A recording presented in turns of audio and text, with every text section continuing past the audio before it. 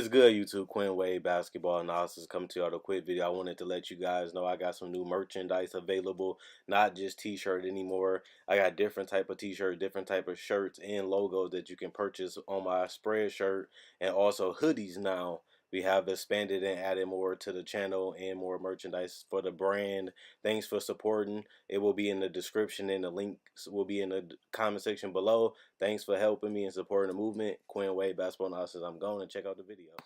What's good, YouTube? Quinn Wade Basketball Analysis coming to y'all with a video. We're going to talk about D'Angelo Russell, a guy that has become an all-star. I just made a breakdown about him and how his game has changed, how his jump shot got more wet, and why he is playing his best basketball of his career.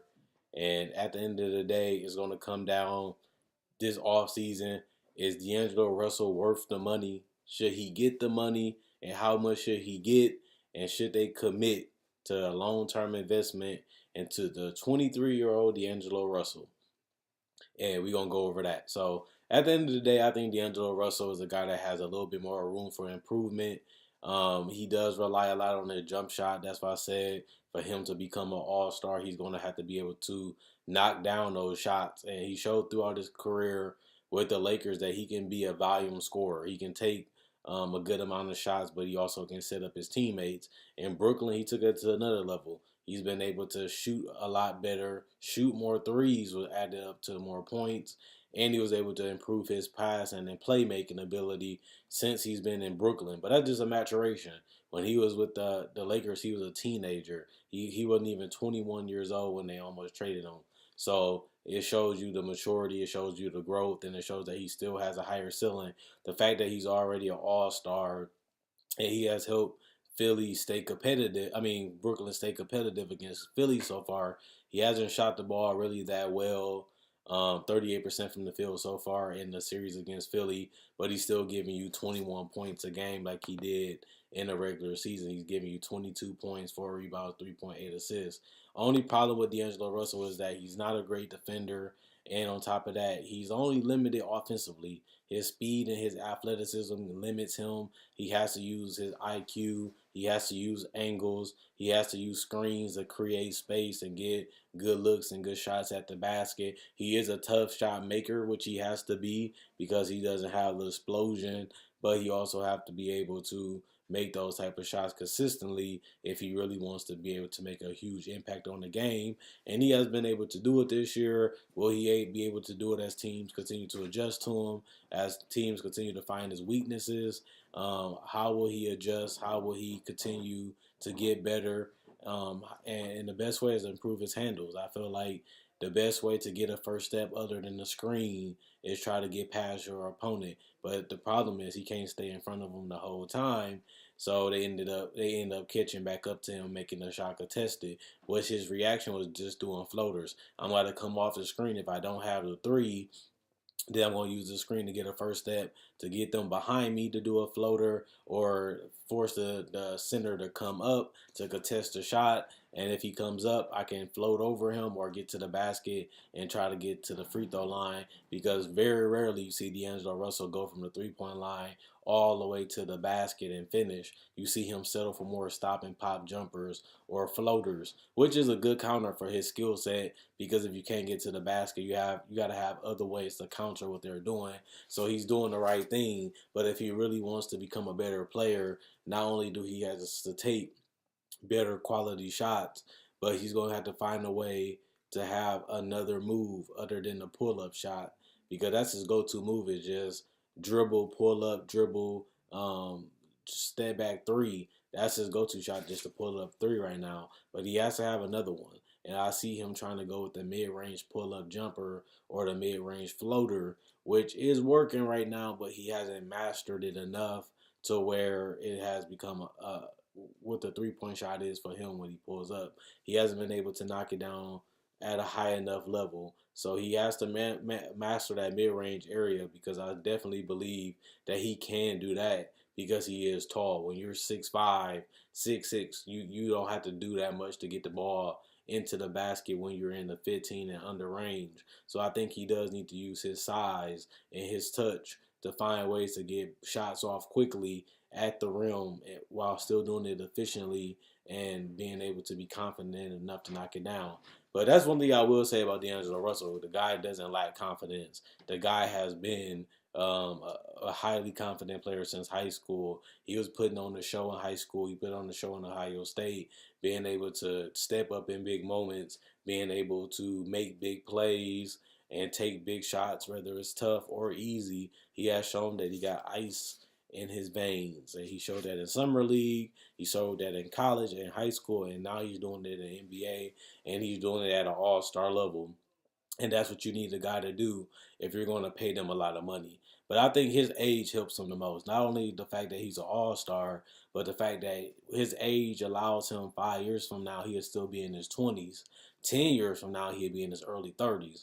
So you look at it from that perspective too. If we give D'Angelo Russell a 5-year deal, we might not give him the max money he can make, but we definitely want him to be around for 5 years. Worst case scenario, he's injured, that hurts you, but you can't predict that because he has had a good health in the NBA so far.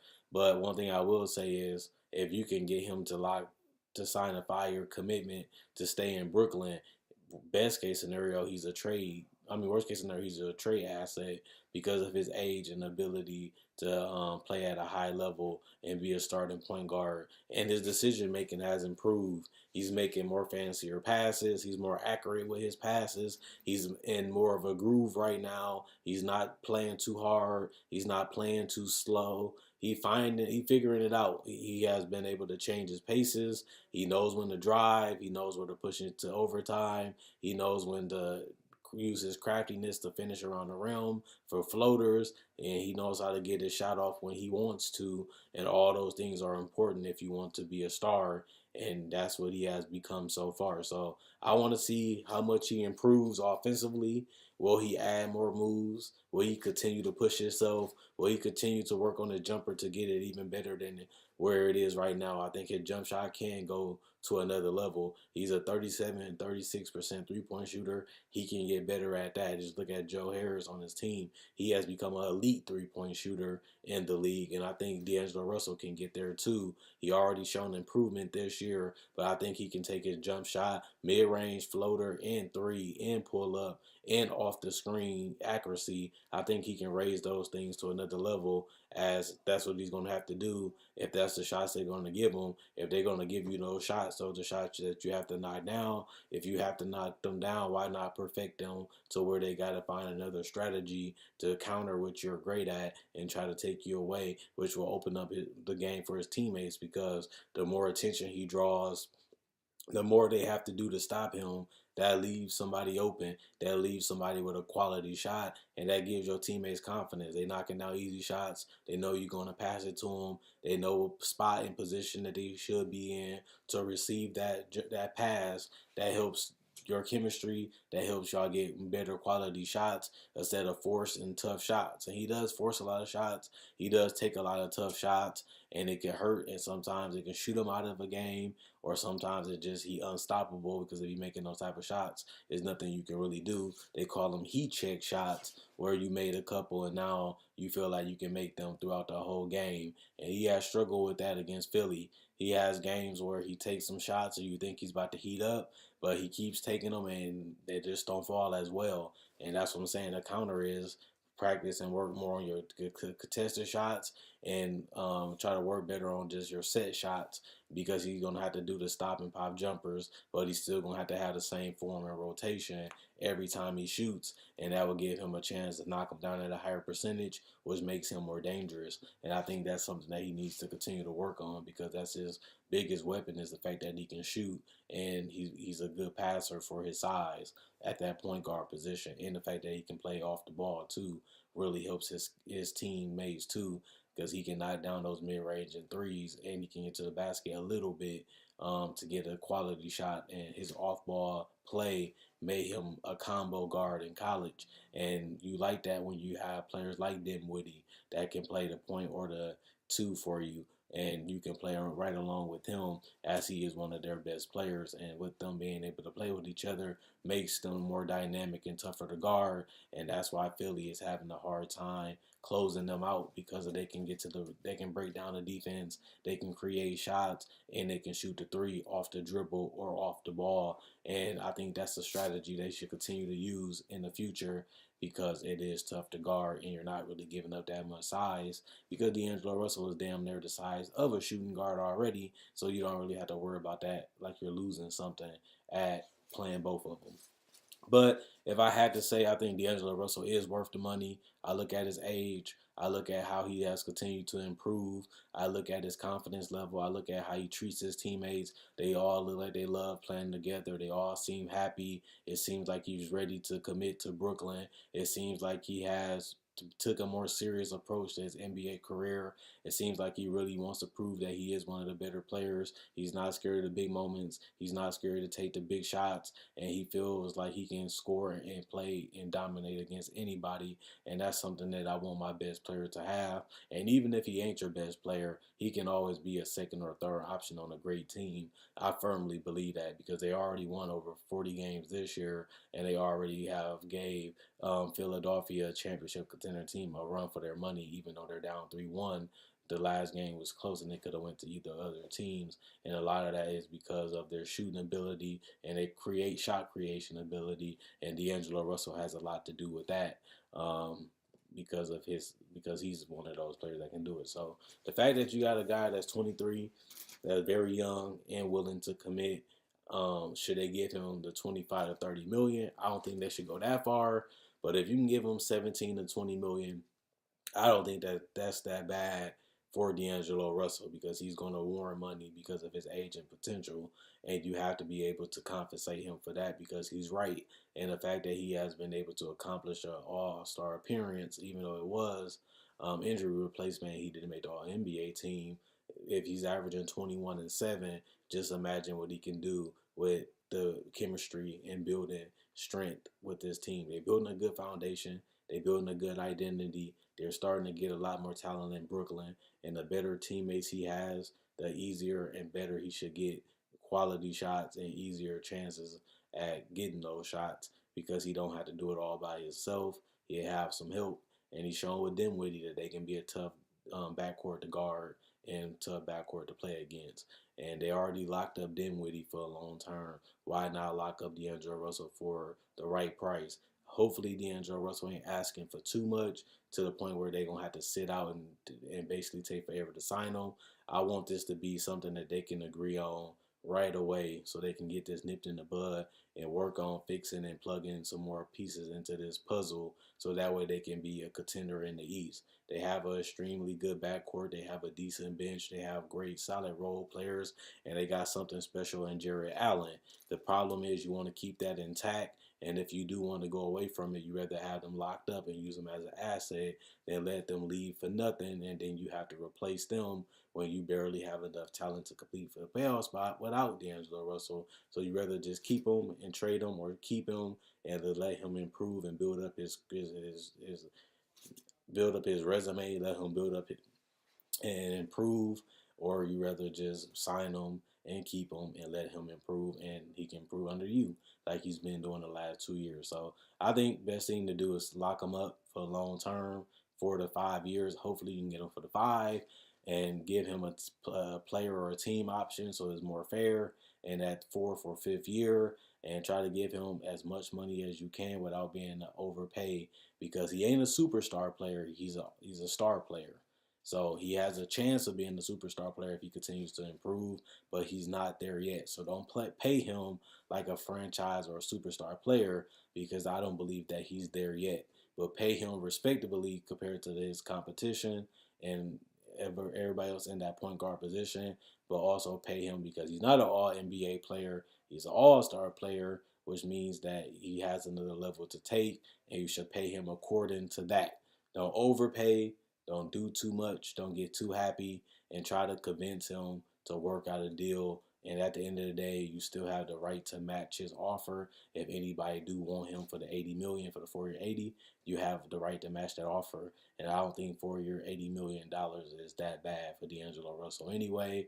So you might not get the 5th year, but you're also not paying him 25 to 30 million either, which seems more smarter for the Nets.